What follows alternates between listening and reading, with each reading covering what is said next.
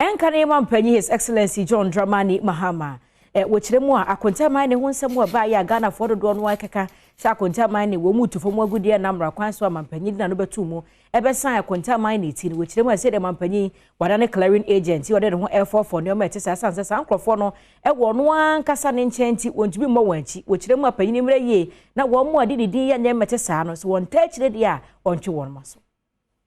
ne mampani John Dramani Mahama nsɛm odama ne Ghana mampanyi na Adom Akuffo-Addo ene sɛ asoafa oyi wo mo ne nkofo bia bɛn na osisuo sɛ wonfa kwanpa so edi dwuma bi wo man mu no onjai sɛ de bia ya na wota wo machi na de sɛ wɔyɛ no wonhwɛ enye na sɛ wɔtwɛ dia suban ya Ghana mampanyi ta da ne de no enya de sɛ yɛkora no nti na wotu ne fu sanke bɛya wonjai sɛ suban no ne nam sansem wo isu nti na odi abodin a enka asɛm papa fa Ghana mampanyi ho ato no sɛ the clearing agent na wonsɛm bia enka ne mampanyi atwa de to ne Facebook account so ebenada na wɔtwɛ sɛ Jumede ye course Akuffo-Addo Ghana mampanyi ekudina edwam edi Akonta Mining no ho adanse no eya hodwori pa enye wenko a oto aso kire se enye kama se Ghana mampanyi na Adom Akuffo-Addo ebema state anti-corruption institutions na dwuma ayeden yede ma wommo wabra nipa bia woyi wommo ene nyumakwa hodo a enam dwuma bia wommo edi yenti no na woyi wommo hwehwemu no Ghana mampanyi afa kwan bi so esan wonti na enam nyema hodo Ghana mampanyi ye nenti no ema ne nkansen papa afa wommo aban no eho.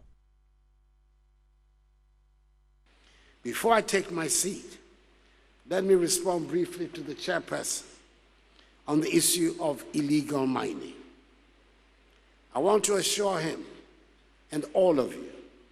that Akonta Mining is not engaged in any illegal mining anywhere in Ghana as we speak.